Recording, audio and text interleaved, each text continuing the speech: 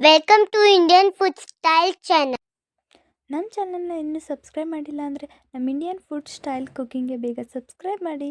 ಹಾಗೆ ಇವತ್ತು ಮಾಡ್ತಾ ಇರೋ ರೆಸಿಪಿ ಏನಂದರೆ ಕರ್ಜಿಕಾಯಿ. ಸೊ ಗಣೇಶ ಹಬ್ಬಕ್ಕೆ ಕರ್ಜಿಕಾಯಿ ಹೇಗೆ ಮಾಡೋದು ಅಂತ ಹೇಳ್ಕೊಡ್ತೀನಿ. ಮೈದಾ ಹಿಟ್ಟು, ಆಮೇಲೆ ರವೆ, ಸ್ವಲ್ಪ ನೀರು, ತುಪ್ಪ ಎಲ್ಲ ಹಾಕಿ ಚೆನ್ನಾಗಿ ಕಲಿಸ್ಕೋಬೇಕು.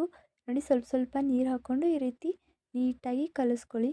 ಸ್ವಲ್ಪ ಮಿದಿಬೇಕು, ಅದು ಸಾಫ್ಟಾಗಿ ಬರಬೇಕು. ನೋಡಿ, ಈ ಥರ ಸ್ವಲ್ಪ ಸ್ವಲ್ಪ ನೀರು ಹಾಕ್ಕೊಂಡು ನಾನು ಸಾಫ್ಟಾಗಿ ಕಲಿಸ್ಕೊಂಡೆ. ಸೊ ಒಂದು ತಪ್ಲೀಲಿ ಶೇಂಗಾನ ಹುರ್ಕೋತಾ ಇದ್ದೀನಿ. ಹುರ್ಕೊಂಡಾದ್ಮೇಲೆ ತಣ್ಣಗಾಗೋ ಪಕ್ಕದಲ್ಲಿಟ್ಟು ಎಳ್ಳನ್ನು ಹುರ್ಕೊತಾ ಇದ್ದೀನಿ.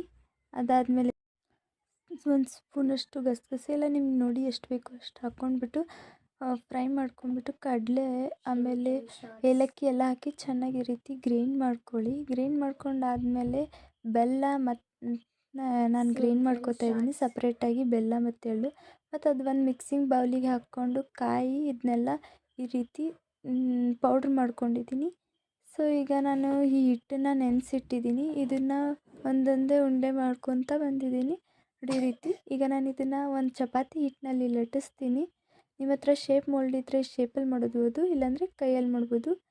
ಈ ರೀತಿ ನಮ್ಮ ಸ್ವೀಟ್ನ ಹಾಕ್ಕೊಂಡು ಪ್ಯಾಕ್ ಮಾಡಿ ಓಪನ್ ಮಾಡಿದಾಗ ನೋಡಿ ಈ ಥರ ಬರುತ್ತೆ.